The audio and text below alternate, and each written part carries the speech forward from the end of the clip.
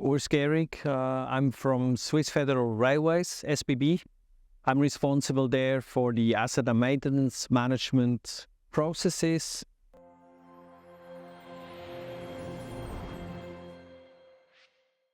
This is actually the second time I'm coming back to the conference. It's a real pleasure to be here again as a speaker and also in the panel tomorrow.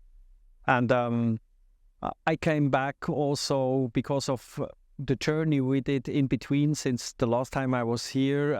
So I think we learned a lot on that journey, and it's interesting here to exchange with others that are having made the same journey or similar experiences. And so I want to also challenge the vision we have and see how the reactions are on that.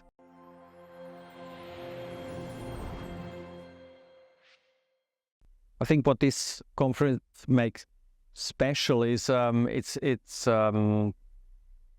has a focus on maintenance, something you don't see elsewhere, and people who come here are really open also to connect and to interact on that domain, and that makes this conference very special.